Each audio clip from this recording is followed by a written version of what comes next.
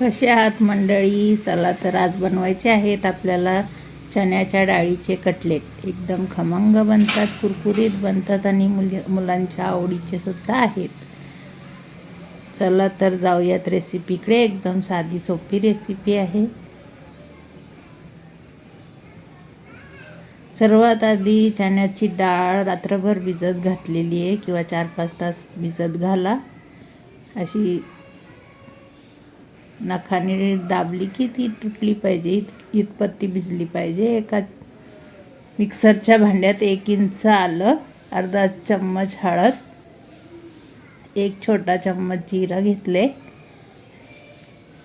4 ते 5 साध्या हिरव्या मिरच्या घेतल्या. जास्त तिखट नाहीत. तिखट तुम्ही तुमच्या आवडीनुसार घेऊ शकता.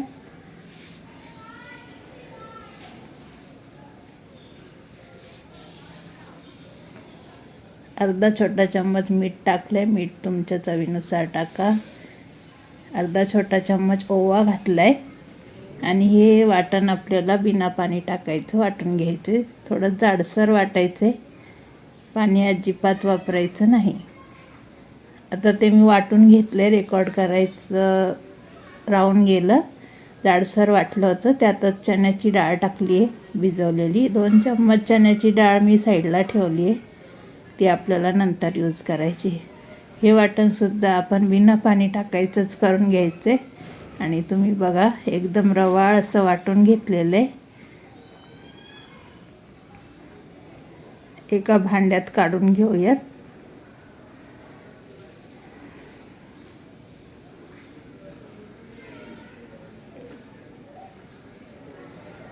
साईडला ठेवलेली चण्याची डाळसुद्धा यातच आता मिक्स करायची आहे.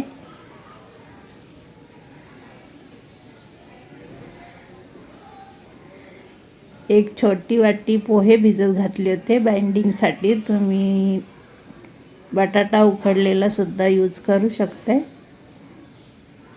पोहे हाताने चांगले मॅश करून घ्यायचे. यांनी बाइंडिंगसुद्धा छान होते आणि टेस्ट पण छान लागते, कुरकुरीतपणा येतो.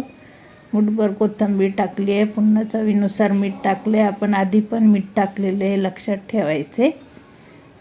आणि हाताने छान मळून घट्टसर गोळा तयार करून घ्यायचा आहे.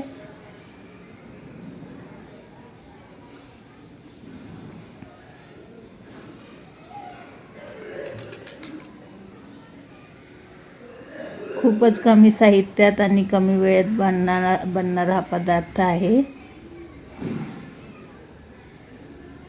तुम्ही बघू शकता एकदम असा छान गोळा तयार झालेला आहे. आता याचे आपण कटलेट तयार करून घेऊयात. हाताने गोल राऊंड करून थोडासा प्रेस करून कटलेटचा आकार द्यायचा आहे. आकार तुम्ही तुमच्या आवडीनुसार कसाही देऊ शकता.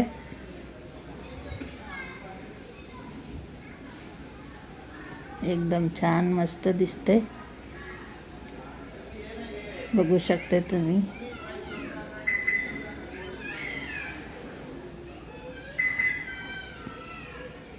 अशाच पद्धतीने आपल्याला सगळे गोळे किंवा कटलेट तयार करून घ्यायचे, म्हणजे ते तळायला बरे पडतात पटकन.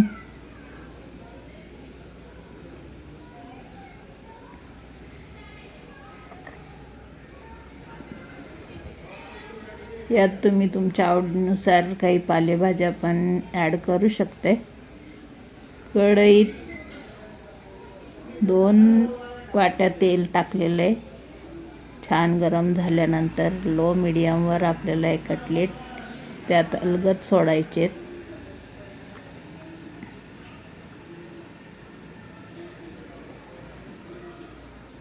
मस्त असे खरपूस आपल्याला तळून घ्यायला लागणार आहे.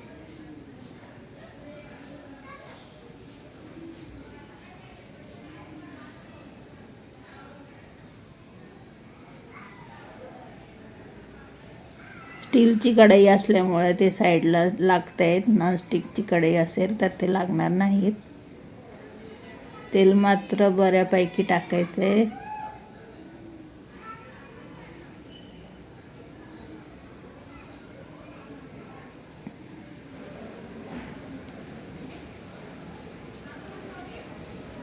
दोन्ही बाजूनी छान लालसर होईपर्यंत आपल्याला हे तळून घ्यायचे. तुम्ही बघू शकता मस्त कलर आलेला आहे.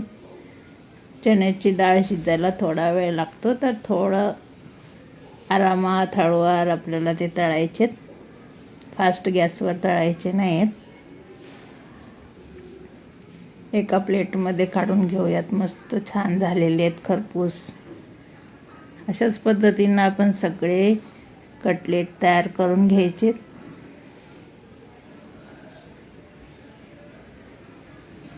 एकदम क्रिस्पी झालेत.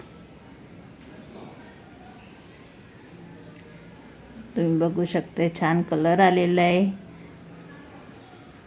क्रिस्पी सुद्धा खूप छान झालेले आहेत. आणि तुम्हाला मी तोडून दाखवते. आतून पण डाळ छान शिजलेली आहे.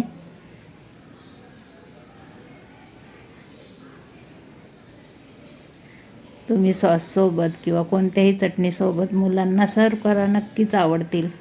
चॅनलला नवीन असाल तर सबस्क्राईब करा, कारण अशा साध्या सोप्या रेसिपी मी तुमच्यासाठी नेहमीच घेऊन येते. लाईक करायला विसरू नका. आणि आवडली असेल रेसिपी तर कमेंट नक्की करा. भेटूयात पुढच्या रेसिपीमध्ये. तोपर्यंत बाय बाय.